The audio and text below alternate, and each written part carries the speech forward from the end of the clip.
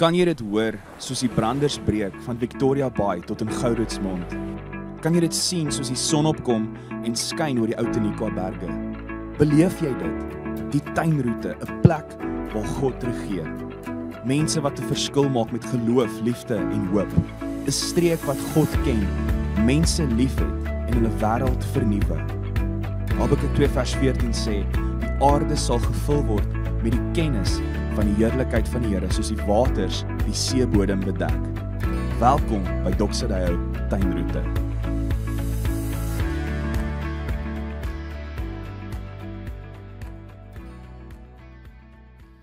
Vriende, goeiedag, baie welkom by Doxadeo Tuinroete se aanlyn boodskap vandag. As ons nog ontmoet het nie, ek is Gerard en ek sien baie uit om saam met jou vandag te kuier terwyl ons verder gesels oor hierdie reeks waarmee ons besig is, een lewe, integriteit.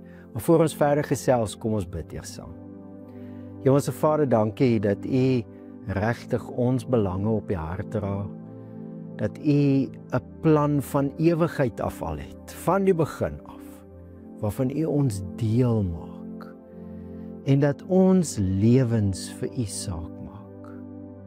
En daarom, Here, kan ons U vertrou, om ook vandag die werk wat U in ons doen, te groei, om met ons te gesels, om dinge in ons harte en ons gedagtes duidelik te maak, sodat ons saam met U hierdie reis verder kan stap, hierdie pad van integriteit, hierdie een lewe. Seën ons gesprek vandag in die naam van Jesus. Amen.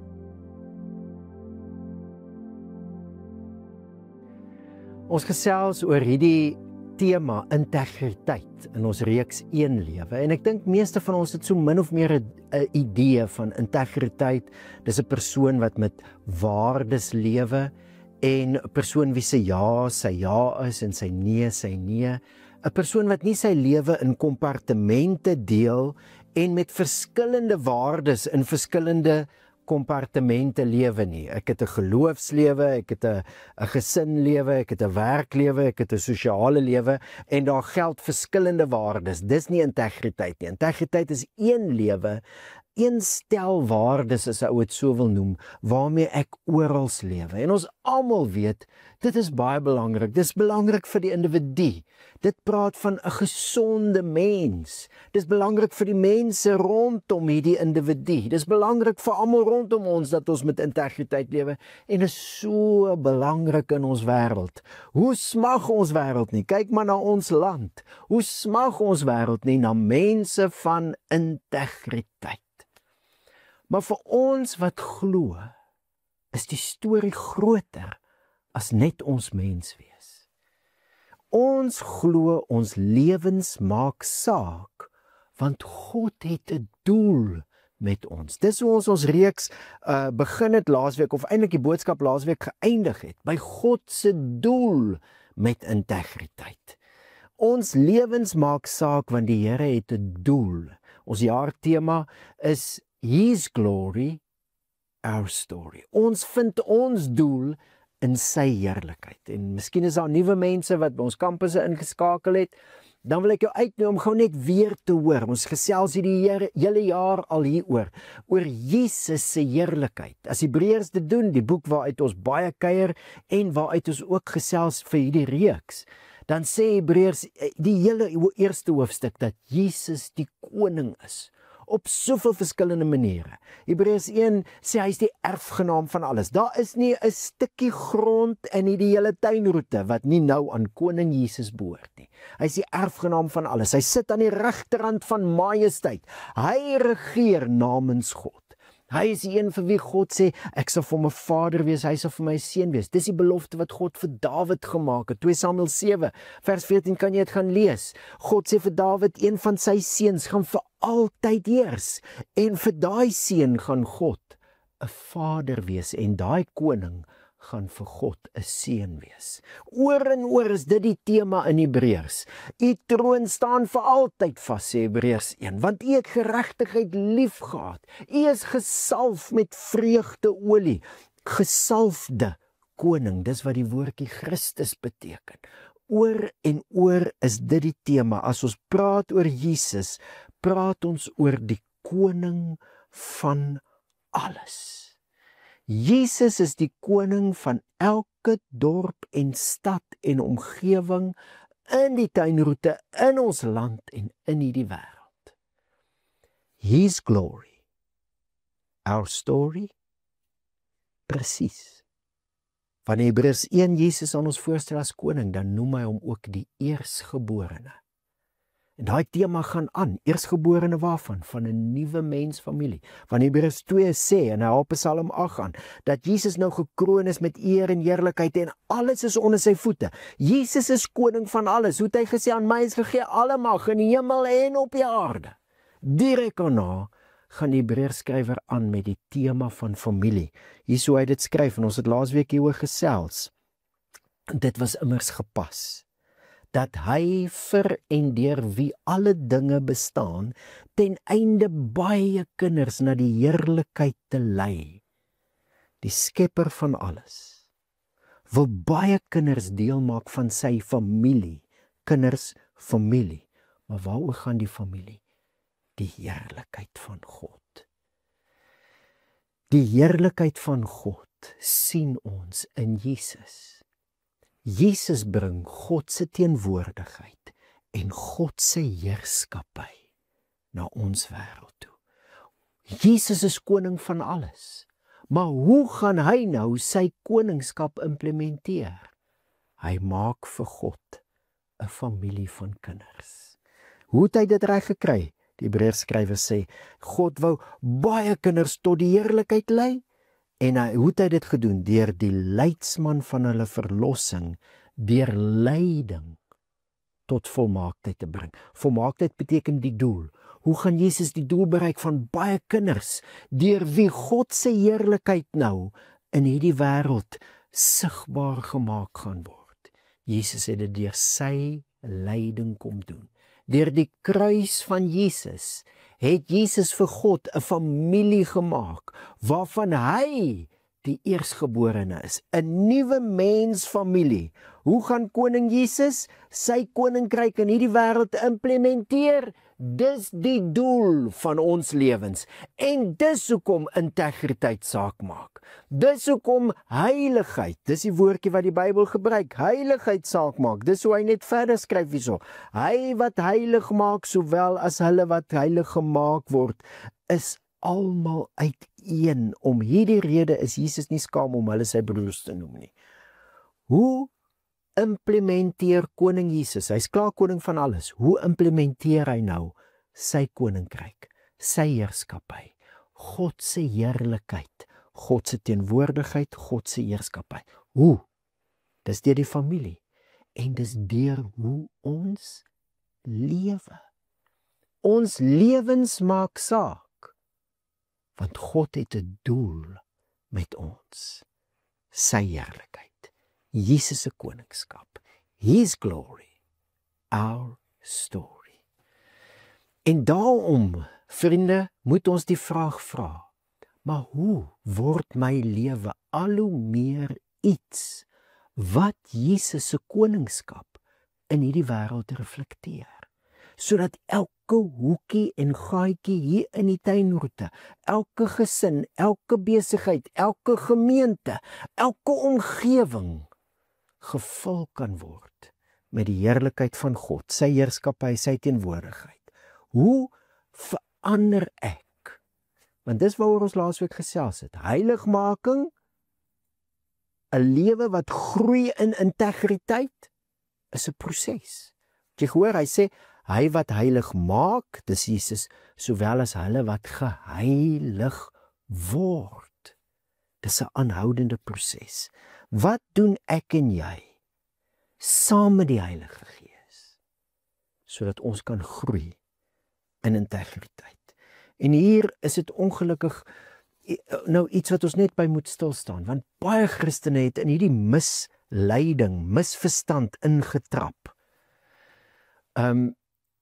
Hulle dink dat dis iets wat net gebeur. Ek gee net my lewe oor, die Heilige Gees vloei in my en heiligheid vloei uit my uit. En vriende, dit is so, dat dit is die werk van die Gees wat ons heilig maak. Maar jy gaan amper die helfte van die Nuwe Testament moet uitskeer as jy dink dit gaan nie effort van jou kant af vat nie. Net in Hebreërs, 'n klomp plekke. Hebreërs 5 sê, daar's mense wat volwasse word deur die gewoonte geoefen om goed van kwaad te onderskei. Dis oefening. Hebreërs 6 sê, ons begeer dat elkeen van julle end uit dieselfde ywer sal toon om tot volle sekerheid van die hoop te kom, sodat julle nie traag word. Seker die bekendste een in Hebreërs is Hebreërs 12. Laat ons elke las ontslae raak van die sonde wat ons so maklik omring en die wedloop wat vir ons voorlê met volharding hardloop, die oog gefestig op Jesus. Daar's liedjies, daar's gediggies, daai versie is so bekend. Effort is deel van die game van 'n lewe wat groei in heiligheid en integriteit, sodat Jesus se heerskappy al hoe meer dinge kan vul in hierdie wêreld. So hoe werk ons saam met die Heilige Gees? Heiligheid of integriteit is nie 'n poging om in die Here se goeie boekies te boer. Kom jy het niks met dit te doen nie. Dit het alles te doen met God se doel. Hy, Here Jesus, is nou koning. Hy bring God se koninkryk na die wêreld toe. Maar hy gaan dit implementeer. Hy is klaar koning. Maar hy gaan die beleid, as jy dit nou so sê, implementeer deur 'n familie van mense wat al hoe meer hom reflekteer, al hoe meer word soos hy is. En hier wil ek begin. Hoe het Jesus dit reg gekry om God se koninkryk na ons wêreld toe te bring?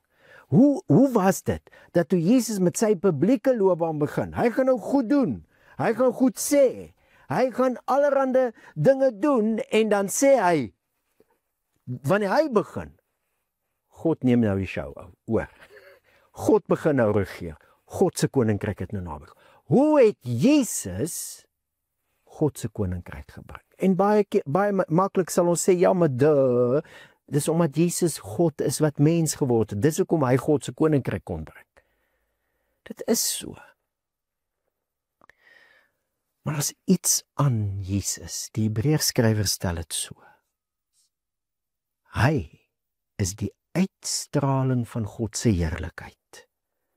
Soos die son nie gevoel of gesien kon word as daar nie strale was nie. So is dit toe God mens word, Jesus. Hy straal God se teenwoordigheid en God se heerskappy. Dis wat die woord heerlikheid beteken. Hy is met eer en heerlikheid gekroon. God se heerskappy straal hy in hierdie wêreld in, maar hoe het hy dit reg gekry? Hebreërs gaan aan. En die ewe beeld van sy wese. Hierdie is 'n baie interessante woordjie. Die Griekse woordjie wat ons vertaal hier met ewe beeld.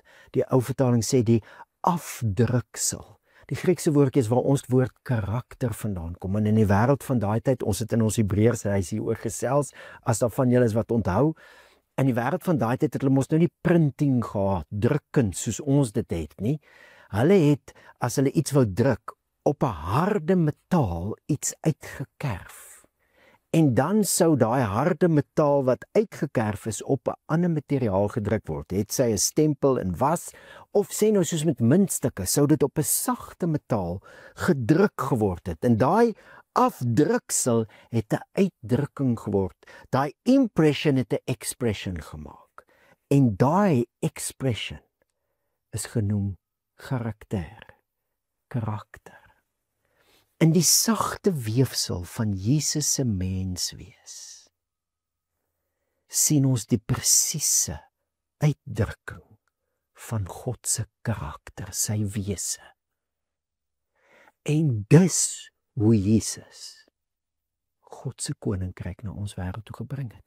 Dis die karakter van God wat in die karakter van Jesus afgedruk is, wat gemaak het dat Jesus dinge op 'n sekere manier gedoen het en nie gedoen het nie. Al was die verwagting hoe groot dat hy dinge op 'n ander manier moes doen, het hy nie.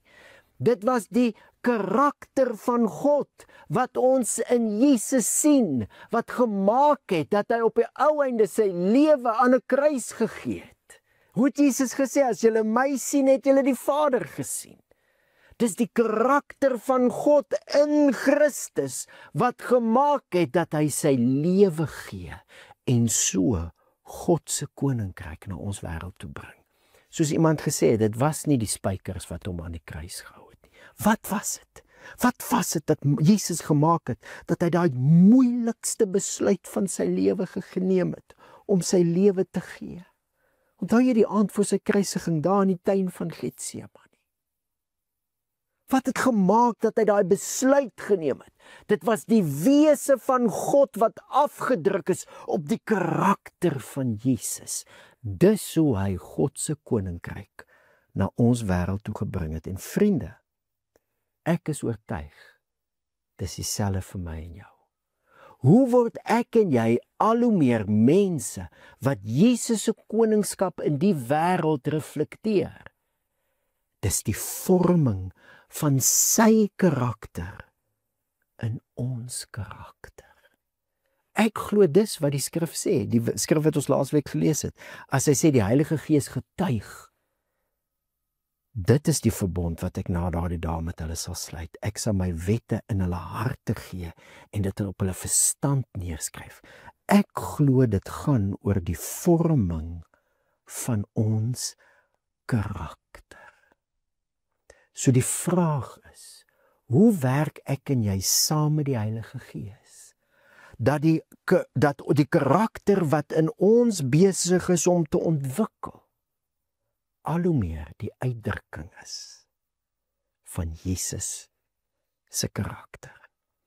En ek wil vandag iets neersit op die tafel en dan gaan ons volgende week aan die hand van 'n baie praktiese voorbeeld, 'n karaktertrek van Jesus wat nou in ons besig is om vorm aan te neem, gaan ons kyk hoe werk dit in die praktyk. So vandag gaan so amper 'n bietjie die teorie wees oor hoe word ons karakter gevorm en groei ons in integriteit, in heiligheid, in al hoe meer die karakter van Jesus weerspieël.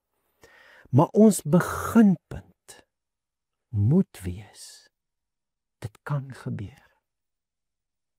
'n Mens se karakter kan verander. As praat van karakter, praat ons nou nie van persoonlikheid nie. Ons almal het verskillende temperamente, ons het verskillende gawes, ons het verskillende sterktes, talente. Dit verskil, dis uniek, dis God gegewe. Maar in elkeen van ons is daar besig om 'n karakter te vorm. En hierdie karakter kan al hoe meer die vorm van Jesus aanneem. Sy karakter weerspieël. Ons moet glo dat dit kan gebeur. Die manier hoe Petrus dit beskryf so. Hy sê, God het hierdeur sy kosbare en grootste beloftes reeds aan ons gegee, sodat julle deel kan kry aan die goddelike natuur, nou dat julle ontvlug het aan die verdorwenheid wat die begeerte in die wêreld teenwoordig is. Hoor die geweldige woorde. As die Heilige Gees sê in Hebreërs, hy skryf sy wet op ons hart en ons verstand. Petrus sê, dis 'n deelgenoot word van die goddelike natuur. Nou my vriend, as dit nie die verandering van ons menswees is, dan weet ek nie. En as ons nie kan indink in dit wat Petrus sê, dat ons natuur kan verander en dan kan ons karakter verander. As ons nie kan indink in dit wat Petrus sê, dit wat die Bybel sê nie. As ons nie dit kan glo nie, dan moet ons weer dink, hoekom dink ons nie in lyn met die Bybel nie? As jy nie oor jouself kan dink in hierdie terme, dat ek nou deel kry, God se geskenk, sy beloftes, nie my pogings nie, sy beloftes, sy geskenk aan my is dat ek deel kan hê aan sy natuur. As ek nie my in daai prentjie kan indink nie, dan moet ek weer dink oor hoekom kan ek nie. Partykeer het ons so 'n skynheilige nederigheid in ons Suid-Afrikaanse kultuur. Kom ek sê maar eerder in ons Afrikaanse kultuur, so 'n skynnederigheid. Nooit mag ek ooit dink dat ek kan sê ek kan deel hê aan God se natuur nie. Nooit in my lewe nie. Nou my vriend, as my nederigheid maak dat ek nie kan dink soos die Bybel sê ek behoort te dink nie, is dit nie nederigheid nie, dan is dit arrogansie en hoogmoedigheid. En dan moet ons bekeer. Ons moet hier begin. Ons moet glo dat ons natuur verander het. Dis wat Jesus kom moontlik maak. En nou kan ons karakter al hoe meer 'n weerspieëling word van sy karakter. Ons natuur is nie meer sondaars in Adam nie. Ons het verlede week oor gesels. Ons natuur is nou die nuwe mens in Christus. Dis sy geskenk. Ons moet by geloof begin. Dis hoekom laasweek se gesprek vir my so belangrik is. Hebreërs 10 sê, want deur een offer het hy hulle wat geheilig word vir altyd vervolmaak. Vervolmaak beteken nie ons is nou perfekkie, dit beteken die einddoel, dis wat vervolmaak beteken, einddoel, to bring to completion, dis iets wat Jesus se offer klaar moontlik gemaak het, klaar, dis afgehandel, en vriende, ek kan nou nie sê hoe dit werk nie, maar kyk weer na daai versie, en laat toe dat die woord van die Here geloof in jou skep. Deur een offer het hy hulle wat geheilig word vir altyd vervolmaak. Die een manier wat ek kan dink om daai woordjie te probeer verduidelik, maar dit is moeilik en is iets wat jy gaan moet deurdink vir jouself. Vervolmaak, gebring by die einde. Sê nou Jesus kom vanaand. Dan is die skrif baie duidelik. Ons gaan net soos hy wees. In ons karakter, in ons totale mens wees, selfs in ons liggame, gaan ons net soos hy wees. Soveel so dat God sy hele skepping aan ons gaan toevertrou, ons gaan saam met Jesus heers. Hoe? Is dit nou die Here wat ons beloon vir goeie werke? Nee. Is dit die Here wat nou sê, joh, jy het nou so goed gedoen, so kom ek sit nou maar net die cherry op die koek? Nee. Dis alles genade. As Jesus vanaand kom, gaan jy dit sien. Jy gaan net soos hy wees en dit is sy genade, sy geskenk aan jou. Jesus het deur een offer vir altyd vervolmaak. Die einde is gegarandeer, gewaarborg. En ek het die idee dat as mense so begin dink en so begin sien, gaan hulle sê, okay, maar dan sien ek nou kans vir die pad. Ek kan die pad loop want ek weet waar die pad eindig. Ek gaan soos Jesus wees. Ons moet begin by geloof. Ons moet daar begin. Hebreërs sê, sonder geloof is dit onmoontlik om God te behaag. En ek bly dink, vriende, as ek en jy kan begin by wat Jesus deur sy offer moontlik gemaak het, daai vervolmaaktheid, dan gaan ons geloof hê ook vir die proses, wat natuurlik deur die Heilige Gees is, deur dieselfde offer van Jesus wat die Heilige Gees nou in my bly, dat die Gees my gaan help in hierdie proses. En net vir ingeval jy dink, niks effort nie, het gaan net uit my uitvloei, lees net Petrus verder. As hy sê, ons word nou deelgenote deur God se geskenke en sy beloftes aan God se natuur, dan sê hy, lê juis daarom alle ywer aan die dag, om by julle geloof te voeg, die deeg, en dan gaan hy aan met die lysie. Ons begin by geloof, maar dan sit ons effort in saam met die Heilige Gees, laat ons karakter al hoe meer gevorm kan word. Om Jesus as koning te verteenwoordig, beteken om op 'n ander manier teenwoordig te wees, in my huis, in my werk, in my gemeente, in ons omgewing. En daai manier van teenwoordig wees word gevorm deur ons karakter. So die vraag is, as ek dan glo, dis die beginpunt. Hoe? Wat doen ek saam met die Heilige Gees? Dat my karakter al hoe meer gevorm kan word om Jesus te weerspieël. En vriende, ek sê weer, ek gaan nou net vinnig 'n paar elemente neersit en dan volgende week gaan ons dan kyk in praktyk aan die hand van 'n karaktertrek van Jesus wat Hebreërs nou aanmoedig in ons. Gaan ons kyk hoe in die praktyk groei 'n mens se karakter om al hoe meer soos Jesus te word. Dink die een element wat baie belangrik is. Paulus maak lysies. Petrus in hierdie gedeelte maak 'n lysie. Voeg by die deugde by die geloof die deugde en dan die insig en dan die selfbeheersing dink ek en dan die broederliefde en dan die naaste liefde. Paulus maak 'n lysie. Hy sê die liefde, die vrug van die Gees is liefde en die liefde bestaan uit vreugde en vrede en geduld en goedheid en sagmoedigheid en selfbeheersing. 'n Ander lysie in 1 Korintiërs. Daar's 'n klomp lysies. Maar sien al daai lysies in die eerste plek as 'n beskrywing van Jesus se karakter. Ek dink die eerste element in die vorming van karakter is aanbidding. Ons aanskou Jesus. Ons sien, en dis waar die evangelies ons so help. Ons sien sy interaksie met mense. En ons weet as ons Jesus sien en aanskou, sien ons die afdruksel van die Skepper se wese. Ons sien ons Vader. Wanneer ons hom aanbid, daai element, en daarvoor is daar ritmes nodig, daarvoor is daar gewoontes nodig, en een van die belangrikste gewoontes, ons gaan baie hierop klem lê, is ons doen dit saam met ander gelowiges. Gemeente wees is om te aanbid, om Jesus saam te aanskou. En ons doen dit, ja, natuurlik deur praise and worship en musiek, maar ons doen dit ook deur saam te gesels uit die skrif uit. Dis wie Jesus is. Hoe wonderlik, hoe wonderlik. Ons staan in verwondering vir wie Jesus is. Wanneer ons in verwondering is oor wie Jesus is, dan help die Heilige Gees ons om soos in 'n spieël ook die refleksie te sien van ons nuwe self. 'n Element wat dan saam met aanbidding kom, is juist dit.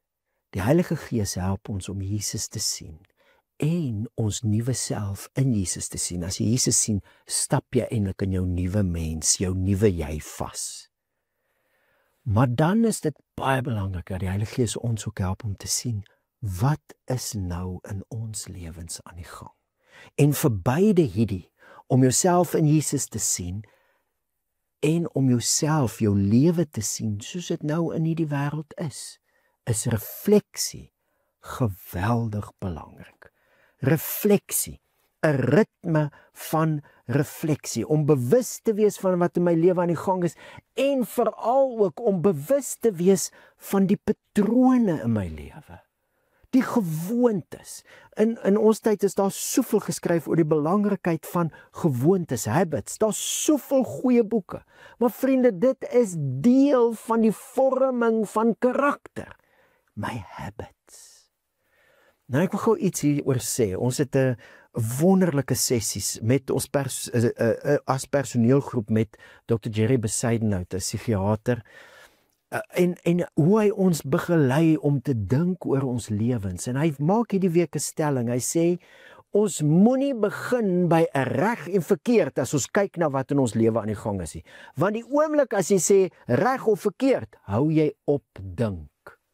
En toe hy dit sê, toe dink ek dadelik aan Hebreërs. Het 'n ander manier van dink. Hy sê daar's volwassenes wat geoefen word, hulle het 'n vermoë wat geoefen is deur die gewoonte om goed van kwaad te onderskei. In jou ritme van refleksie, glo ek die Heilige Gees wil my en jou help om te sien, hoe lyk my lewe? Hoe lyk my gewoontes? En is dit goed? Nie reg of verkeerd nie. Is dit goed? Help dit my om al hoe meer hierdie karakter wat ek in Jesus sien en aanbid, om so gevorm te word, my karakter, wat al hoe meer sy karakter weerspieël. 'n Ritme van refleksie oor jou lewe, met die hulp van die Heilige Gees, deur die woord, en mag ek ook sê, saam met ander, Dis seker een van ons moeilikste goed. 'n Ritme van refleksie oor ons lewens ook saam met ander. Baie mense het al die waarde hiervan gesien. Miskien in 'n counselling, 'n terapie proses, miskien in 'n begeleidingsproses, spirituele begeleiding, miskien in mentorskap, maar soveel mense, ek wil dit amper 'n life hack noem, 'n character hack, om saam met iemand te reflekteer oor jou lewe. Om te reflekteer is ononderhandelbaar in die proses van karaktervorming. Want wanneer ek Jesus sien, sy karakter, hom aanbid, en ek sien die refleksie van my nuwe self, en ek sien dan wat in my lewe aan die gang is, kan die Gees my lei. Hier is iets wat nie goed is nie. Hier is iets wat kan lei tot kwaad. Hier is iets wat goed is. Of hier is iets wat ek kan leer, aanleer, inbring in my lewe wat goed is, wat my gaan help om al hoe meer so 'n karakter te vorm wat ek in Jesus sien. Dit is hoe Hebreërs volwassenheid beskryf. Kom ons lees net weer Hebreërs 5 vers 14. Volwassenes vir hulle wat oor die aanvoeling beskik, deur gewoonte geoefen om te kan onderskei tussen goed en kwaad. En vriende, dis aan die laaste punt wat ek vandag wil maak. Nog 'n baie belangrike element is die lewe. Die lewe gee oorgenoeg geleentheid om die karakter van Jesus in te oefen. Om honderde besluite elke dag te neem, om nie so te reageer nie, maar eerder ander. Dis nie 'n probeer nie, hou op probeer en begin dit oefen. Ons oefen nou die karakter van Jesus. Hy sê dis iets wat deur gewoonte geoefen word. Nou hier is natuurlik 'n probleem, né? As ons nou sport doen, as jy deel van 'n rugbyspan is, dan het jy oefeninge en dan speel jy die wedstryd. En in die oefeninge kan jy 'n klomp goed leer en oefen en jy kan foute maak tot jy die ritme kry, tot jy iets kan doen amper sonder om te dink. Jy kan hom so inoefen dat jy later as jy nou in die wedstryd kom, kan jy amper dit doen sonder om te dink. Ongelukkig is die lewe nie heeltemal so nie, né? Ons kan nie van die lewe onttrek en dinge oefen nie. Maar miskien is dit waarmee gemeente wees ons juis ook kan help. Dis in 'n gemeente waar ons veilig kan wees, waar ons is veronderstel om veilig te kan wees om sekere dinge te oefen. Ek reageer nie so wanneer ek van iemand verskil nie. Ek gaan nou eerder so begin reageer. En ek oefen dit, ek oefen dit, ek oefen dit. Ons gaan volgende week kyk na 'n praktiese voorbeeld hoe oefening in karakter trekke lyk. Maar 'n gemeente kan 'n ideale omgewing wees. 'n Gemeente, soos Hebreërs sê, hy sê, laat ons styf vashou aan die belydenis van wat ons hoop, sonder om af te wyk. Ons sien nie die toekoms. Dis hoop. Deur geloof lewe ons nou al die inoefening van daai karakter, want hy wat die belofte gemaak het is getrou. Laat ons ook daarop toelê om mekaar aan te spoor tot liefde en goeie dade. Gemeente was veronderstel om 'n oefenplek te wees. Dis al klaar die lewe. Ons kan nie van die lewe onttrek nie, maar dit is 'n stukkie van die lewe wat veronderstel was om veilig te wees, waar ons mekaar kan bemoedig dat die goeie karakter van Jesus nou ook die dinge is wat ons inoefen. En dan as ons in die lewe kom waar ons Jesus se koningskap moet weerspieël baie keer op plekke wat vyandig gesind is teenoor daai koninkryk. Plekke wat nog nie, al staan hulle klaar onder Jesus se heerskappy, erken hulle hom nog nie as koning nie. Wanneer ons in daai omgewings beweeg, dan is dit al bietjie meer ingeoefen om nie so te reageer nie, maar eerder so, die karakter van Jesus. Ons gaan volgende week 'n bietjie verder gesels oor hoe dit in die praktyk kan lyk. Maar hier is waar ons dan vandag wil land. As ons gesels oor aanbidding en verwondering, as ons gesels oor 'n ritme van refleksie, en as ons dan gesels oor die honderde besluite wat ons elke dag kan neem om iets in te oefen, sodat dit al hoe meer, hoe sê ons, tweede natuur word, al hoe meer van self kom, wanneer jy dit nou al so ingeoefen het. wanneer ons oor al hierdie dinge praat. Vriende, die belangrike ding om vandag, wat ek jou wil uitnooi om vandag te vat is, jy en ek kan verander, en ons kan nie net nie, ons gaan. Dis wat Jesus kom waarborg het, deur sy offer, en deur sy offer werk die Heilige Gees nou in jou, en in my. Maar moet asseblief nie hierdie pad alleen probeer loop nie.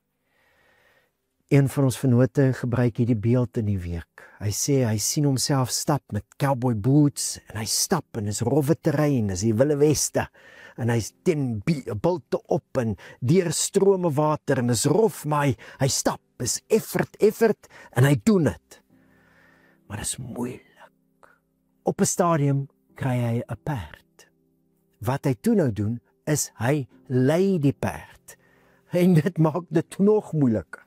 Deur die berg, oor berge en in dale. Moeilik, want nou moet hy die perd lei. En toe klim hy op die perd. Nie gemaklik nie, want nou moet hy leer, hy moet sy sit kry. Maar die effort is nie meer sy effort alleen nie. Was so 'n mooi beeld. God het vir ons deur die offer van Jesus sy Gees gegee, sodat ons karakter nou al hoe meer gevorm kan word om soos Jesus sin te wees. Jesus het dit gewaarborg, is 'n garantie. Jy kan maar die pad stap met belydenis van hoop, met vrymoedigheid, dis hoe Hebreërs oor en oor sê. Ons het nie net sondebelydenis nie. As jy net vashak by sondebelydenis, vriende, gaan jy 10-10 heeltyd net dink reg verkeerd. Bring die belydenis van hoop in. En jy gaan ontdek, jy kan op 'n ander manier dink. Daar's goed, ja, daar's kwaad en ek hardloop weg van dit af, maar daar's goed en ek kan groei in dit. Ons praat volgende week verder hieroor. Maar kom ons kry net die vertrekpunt reg. Asseblief. Kom ons glo dit wat die skrif sê oor ons karakter, wat nou verander en ons het deel aan God se natuur. Kom ons bid saam. Hemelse Vader, hierdie dinge is groot dinge om aan te dink, en dis belangrik, veral as ons mense wil wees, wat al hoe meer U heerlikheid, U teenwoordigheid en U heerskappy reflekteer in ons wêreld.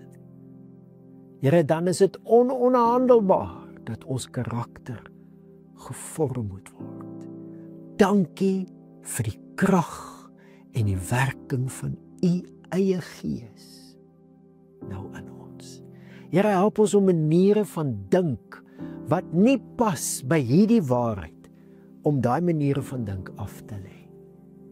Ons verwys so maklik na onsself as mense met 'n sondige natuur, terwyl die skrif sê ons het deel nou aan U natuur, dis U geskenk. Ons verwys so maklik na, ons is maar net mens, met ander woorde, ons gaan die hele tyd aanhou foute maak. Ja, ons gaan foute maak, maar ons is nou nuwe mense in Christus. Here Jesus, help ons om U te glo, ook wanneer dit kom by die vorming van ons karakter, en staat te maak op die werking van die Heilige Gees. En Here, help ons met ritmes van aanbidding en verwondering, ritmes van refleksie, en ritmes van inoefening deur besluite te neem, saam met die mense wat U ook vir ons in ons lewens gee. Ons bid dit in die naam van Jesus, en ons sê vir U dankie, dat U op pad is met ons. Amen. Vriende, was lekker om saam met jou te kuier, en ek sien uit na volgende week, wanneer ons dan hierdie reeks oor integriteit afsluit.